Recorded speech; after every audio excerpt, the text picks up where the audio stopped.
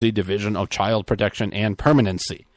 I don't know what permanency means. I mean, I know what permanency means, but I don't know what it means in this context. Child protection and what? Permanency. It's probably an adoption agency also, so they try to find permanent locations for children. Yeah, that's poorly. And they permanently take them away from their family if the kid made a racist comment. No, really, we're laughing. The point is that if your 5-year-old calls somebody a poopy head, the police are called, and it's reported up the chain, up to and including Child Protective Services. To the people that show up at your house to take your kid away. Right. For calling somebody a poopy that's head. what they do, right? What else do they do? That's their job. It's horrible. Absolutely horrible. What the hell is happening to this country? Well, I don't know. We're going to have very polite kids, though, because I'm sure programs like this will teach the kids to not call each other names. It will teach them to respect the police that show up every time they look at somebody cross-eyed. We talk about the school to prisons project, where they indoctrinate them. And even my daughter, I was talking to her today, she's 21, and she's talking about high school and stuff and how she's never taught home ec and how kids resent that. They don't know how to apply for a loan. They don't know how to balance checkbooks. They don't do all that kind of stuff. What? Don't apply for a loan. Anyway, okay. Go ahead. That's a philosophy as well. But she's just like, they just teach you to be a cog, and they have the standardized testing that the teachers teach to, and you don't learn anything from their experiences or from outside that they might have to offer and stuff like that. And it was sad. But I get it, but on the other hand, I don't want the government doing that anyway. Right. You would just eliminate public schools. Yeah, and whatever a child doesn't learn at any school, public or private, the parents need to pick up, right? Well, yeah, but that doesn't happen because we have because you couldn't teach your daughter how to bake. I could teach her how to bake. Not well. Very well. I did. Well, okay. I cook very well. I'm sure you do. And I could teach her how to gut a deer. Yeah, right. Have you? I've shown her videos on how to do it. I've never shot a deer. That's right. Because my dad taught me how to gut a deer. Yeah. Because I have shot a deer, Brian. Yeah, well, I've shot 2, but not since she's been alive, which is 21 years. Yeah, that's sad. Yeah, but I'm a trophy hunter. Oh, is that it? Yeah, I'm waiting for that. Waiting for 30 pointer. All right. What about this shirtless dude? Yeah, this was weird. Sounds like a superhero. This was shirtless weird. dude. And he kind of acted like it. Yeah. He was ridding the world of evil backpacks. He walked softly and carried a big stick of some sort. This is Denver, Colorado, right? And you'll see why this happened. 16th Street Mall, which is a famous area, congregating. Apparently there's been a problem, and the police don't seem to be patrolling the area and taking care of it. I don't know. But there's a video. Dude comes away from a truck with a giant stick. It starts hitting people with it. All we can say is like a cylinder. To me, it looks like a 2-inch PVC. Okay, I don't know what it is. I don't either. It's a stick. It's radio. I'm trying to describe it. That's what it looked like to me. Great. About a 10-foot long piece of PVC it was piping. Pretty big. And you made the point, which I hadn't thought of, is he seemed to be going after people wearing backpacks. Yeah, he kept thumping people on the back on their backpacks. It was funny because everybody else was shirtless, but at least they had backpacks on. Yeah.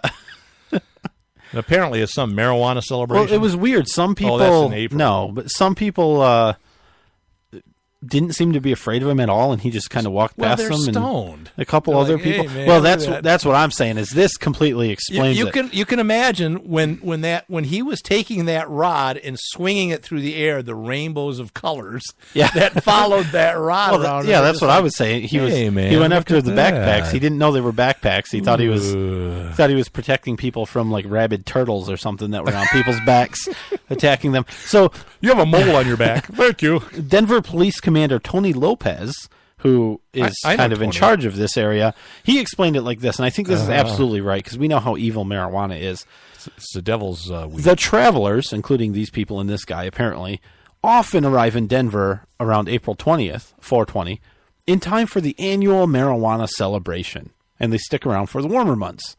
There's been an increase in numbers since recreational marijuana has been legal in Colorado. Yeah, political BS. Yeah, right. I know. And this was like in the middle of the article. I'm like, yeah, come on. Okay.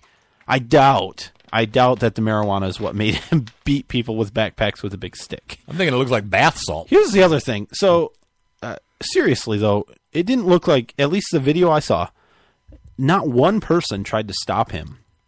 I mean, I understand. I don't want to be hit with a stick. But I don't know that, if he's psyched out on some kind of, super duper drug, they get like superhuman strength, and he could have HIV, and he could have Crohn's disease, and all kinds of things that you could catch. Shoot him? Well, yeah, but these are stoners. All of them? Yeah, one guy looked like that was out there. Well, it is Colorado. There aren't any. Did you see the crowd? There aren't any sober. Well, the one guy looked like he might have been the owner of that little sandwich shop. I don't think he was. By the way, the one guy with the backpack, yeah, he grabbed another guy with the backpack and put him in front. Well, I would too. Used him as a shield. Human shield. Oh, jeez. Anyways, I don't know whatever happened to him. I think the Denver police just let him. Yeah, I'm sure, but it's a good snap time. It's not funny, and it is a good reason. That's a little funny. And I don't know if he deserved to be shot necessarily, because I don't know what he was swinging. He didn't get shot, did he? No. But what I'm saying is, it's good evidence. If the cops were there, good evidence of a reason that you should probably carry a gun. Yeah. Because this crazy guy came out of nowhere. Yeah. He could have had anything instead of this big stick. It could have been a machete or a 2x4 or something harder. A shovel. Right. Yeah. Exactly. A hoe.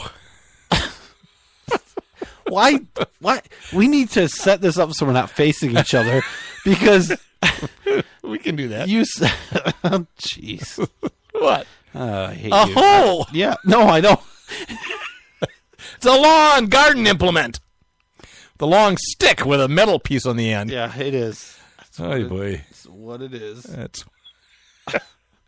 You've got like 3 minutes, so go ahead. I'm done. Hey, SCOTUS is screwing us. I hate to say that. SCOTUS is an acronym, of course. For why?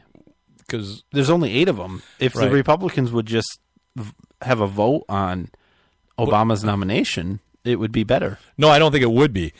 This is a case where that was the Fourth Amendment, that protects us from unreasonable searches and seizures. Well, it doesn't. It should. It's supposed to. Yeah, it's supposed to. And it's been eroding over the last several decades because like everything. The courts have made all kinds of exemptions for cops. I don't know why they love cops so much, but in this case, it was cops were apparently aware of this house that they suspected might be a drug house, and people were coming in and out. Well, the cops help protect us from being hit with a giant stick if we're wearing a backpack. Right, except they don't go into that area. Right. That quadrant is off limits. So anyways, a guy comes out of the house, so the cops follow him down the road, stop him for no other reason than he came out of a house. Uh-huh. And they demanded identification. They patted him down and all that. They had nothing on him, but then they ran his name, and he's got a warrant out. So they arrest him, and then they search him because now they can arrest him, and they found some drugs on him, and they busted him. Now, in the old days, that used to be the fruit of the poisonous tree, right? If you did an illegal search or seizure, that evidence that you acquired after that point was no longer admissible. This decision says it is.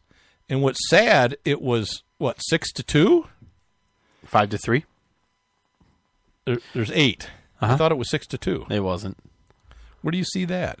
It's in my head. No, it's 6-2. I have every Supreme Court decision memorized. Oh, it says right here 5-3. Mm-hmm. Okay, so it's right here in our notes. Where the hell did that come from? It's even underlined in a different color. It's bold and highlighted. Yeah, that's why I missed it. Hurry up! I have a story to tell. And the thing is, it was the Republicans that said that it's okay, and it was the Democrats that said no. Okay, and that's what I was going to say. You know that conservatives are in favor of this, right? You know that conservatives are in favor of like New York's stop and frisk, where they just stop people. I had a friend, and I was very proud of him. He's liberal, is all hell, but I rubbed off on him. We were roommates in college. He was coming. Okay. Phrasing. What is your deal? Can we be serious? Go ahead with your rubbing.